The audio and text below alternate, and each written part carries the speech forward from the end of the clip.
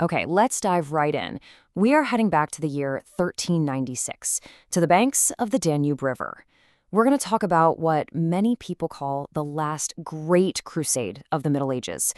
But the Battle of Nicopolis, well, it wasn't just a battle. It was this catastrophic collision of empires, of different beliefs, and of two completely different ways of waging war.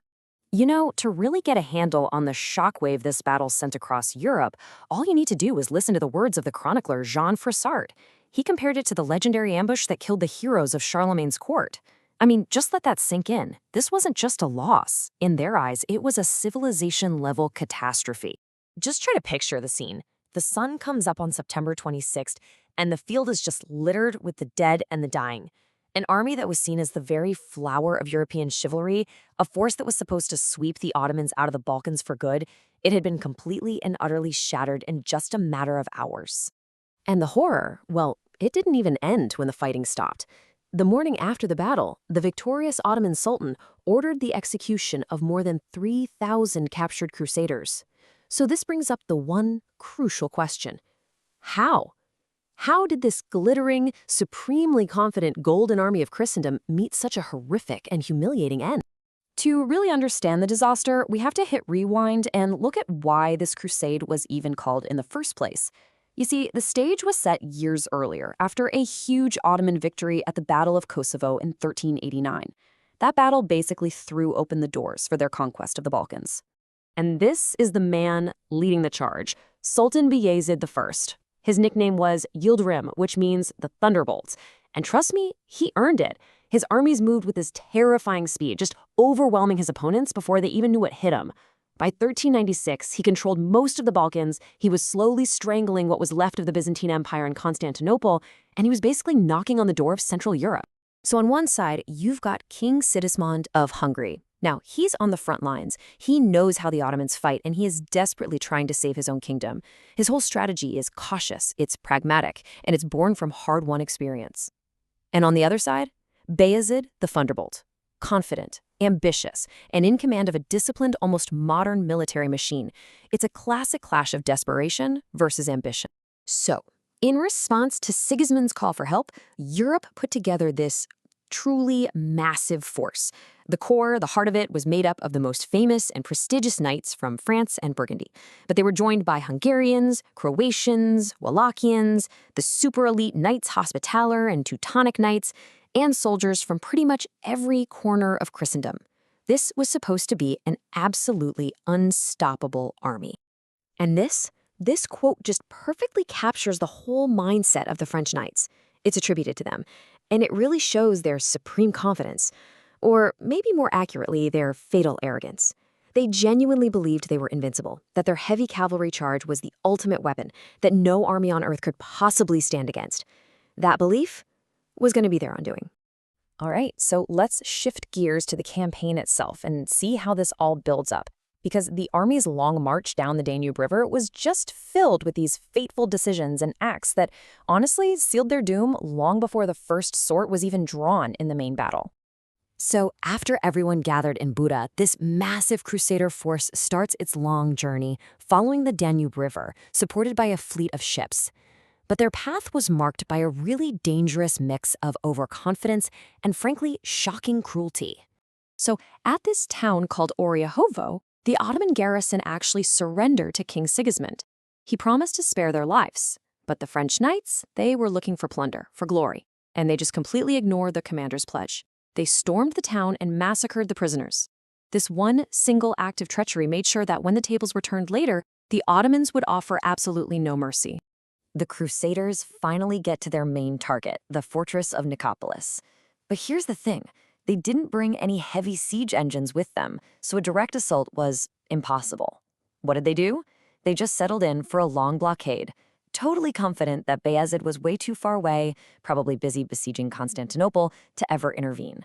So they feasted, they drank, and they completely underestimated their enemy.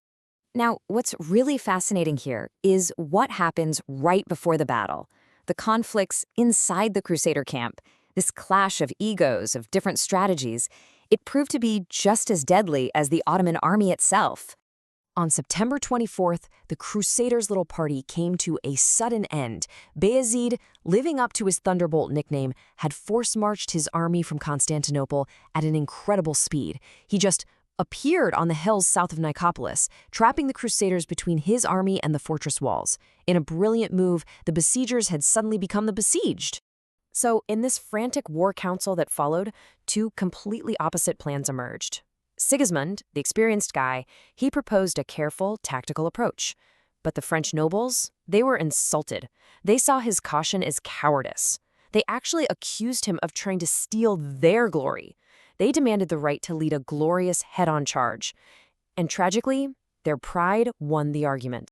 And so, the stage was set for an absolute disaster.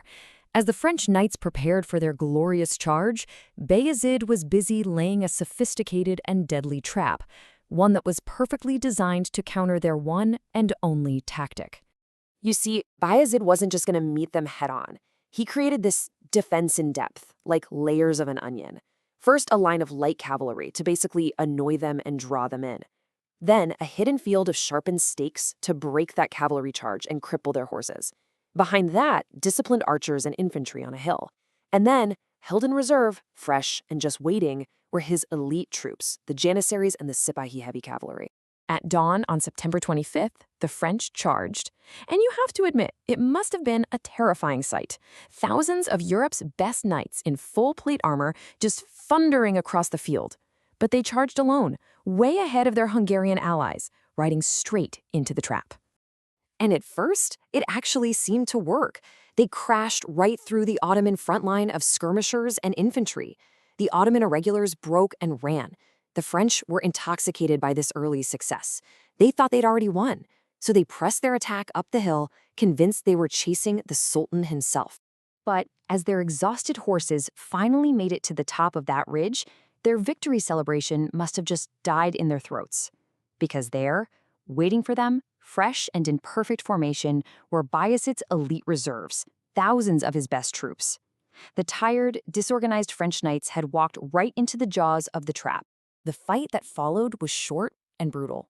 The surrounded French were either cut down or captured. And as Sigismund tried to move forward with his Hungarian forces to try and salvage the situation, his army was smashed in the flank by Bayezid's Serbian vassal, Stefan Lazarevich, and his knights. That final attack shattered the Crusader line, and the battle turned into a complete and total rout. The defeat was absolute. King Sigismund himself barely escaped with his life, fleeing down the Danube on a Venetian ship. And for the rest of Christendom, the consequences of this one day of pride and folly would echo for centuries to come. So, in the end, Nicopolis was so much more than just a lost battle. Its shockwaves basically ended the era of these grand pan-European crusades. For the next 400 years, Ottoman dominance in the Balkans was a done deal, and the last remnants of the Bulgarian Empire were swept away. But maybe the most profound lesson was a military one. This defeat delivered a brutal message to the knights of Europe. Your headlong charge, the very symbol of your power, it wasn't enough anymore. It had been shattered by a modern, disciplined, and tactically flexible army. And that really leaves us with a final thought, doesn't it? While the Crusade of Nicopolis was framed as a holy war, this big clash between Christianity and Islam, was its true significance something else entirely? Could this have been the moment history just turned a page, where the medieval idea of individual glory on the battlefield was decisively crushed by the modern realities of strategy, discipline, and combined arms tactics?